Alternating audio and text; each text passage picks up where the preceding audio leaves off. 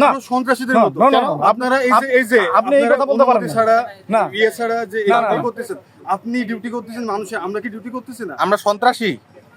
আপনাদের যে কার্যক্রম, আমরা সন্ত্রাসী? ব্যবহার, এই যে ক্যামেরা ধরে করছেন, আমরা সন্ত্রাসী মনে হচ্ছে আপনার?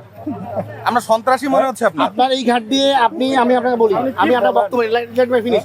আপনার এই ঘাট দিয়ে এখনই 4টা মোটরসাইকেল গেল, আপনি যাই মাঝিকে বলেন, সেই সুবাদে আমরা গেছি।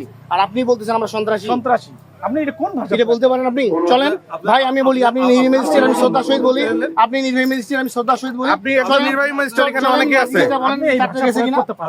আপনি সন্ত্রাসী আমাদের কেন বললেন, এটার উত্তর দেন। মানুষের নিউজের কাছে আপনাদের সরাসরি অ্যাক্সেস বলে আপনারা যে এইটাকে এমন ভাবে ব্যবহার করেন, এটা কিন্তু ঠিক না। না আমরা ব্যবহার, আপনি খারাপ ব্যবহার করেন, আপনি আমাদের সঙ্গে খারাপ। ভাই শুনেন ভাই, আমি বলি, আপনি আমাদের সঙ্গে খারাপ ব্যবহার করছেন, আমরা কিন্তু আপনার সঙ্গে খারাপ ব্যবহার করি না। আপনি বাংলাদেশের একমাত্র স্মার্ট সিটি বসুন্ধরা এখন আরো নিরাপদ, আধুনিকতায় আরো এক ধাপ এগিয়ে।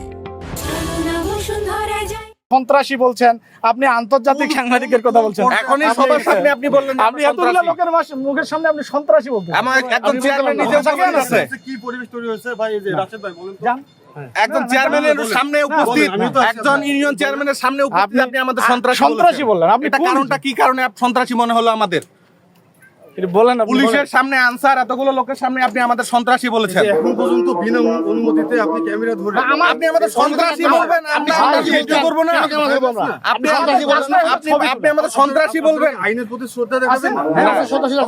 আপনি আমাদের সন্ত্রাসী বললেন কেন ভাই? আপনার সঙ্গে ভালো ব্যবহার করতেছি, ভালো আচরণ করতেছি, ভালো কথা বলতেছি। না দাঁড়ান, উনি আমাদের সন্ত্রাসী কেন বললো? এত মানে সন্ত্রাসী বলতে পারেন? আমি বলতে পারি না। কথা থেকে এক্স্যাক্টলি, মোটরসাইকেল গেল, বিদায় আমরা গেছি।